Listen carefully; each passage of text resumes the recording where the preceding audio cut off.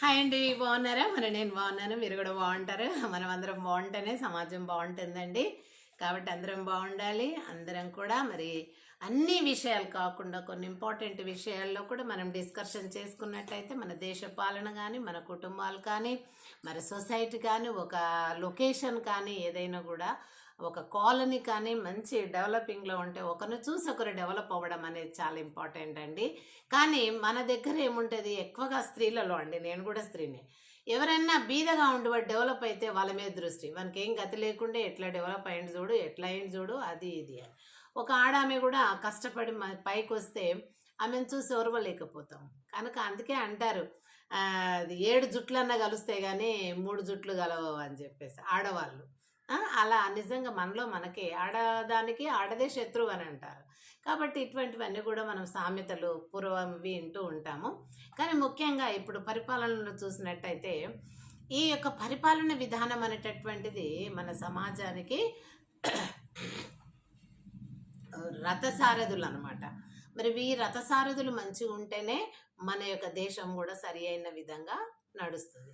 కానీ ముఖ్యంగా మనం చాలా మంది ఏం చేస్తున్నామండి, మరి ఆ పరిపాలన చేసే పాలకులనే మనం కూడా కొంతవరకు పాడు చేస్తున్నాం. ఫర్ ఎగ్జాంపుల్ ఏంటంటే, ఇప్పుడు ఏదైనా ఇల్లు లేని వాళ్ళకి ఇల్లు కట్టిస్తున్నారు అనుకోండి, ఇందిరమ్మ పథకము, రాజీవ్ గృహ కల్పన, ఇలా డబుల్ బెడ్రూమ్స్ అని ఇట్లాంటివి ఉంటాయి కదండి.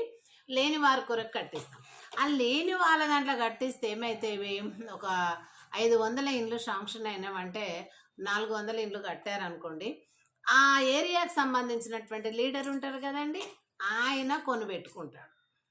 ఇవి నేను విన్న మాటలు. ఎందుకంటే మేము సెన్సస్ రాయడానికి మరి రాజీవ్ గృహకల్ప ప్రాంతానికి వెళ్ళినుంటి కీసరగుట్టలో.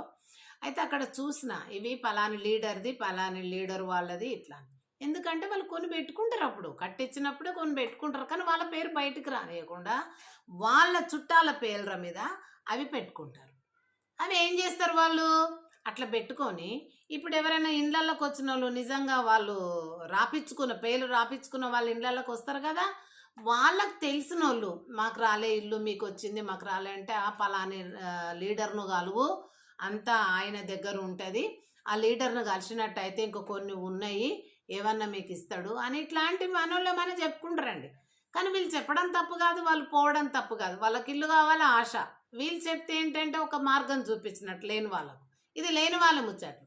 కానీ రాజకీయ లీడర్కి ఏం పుడుతుంది, దుర్బుద్ధి పుడుతుంది.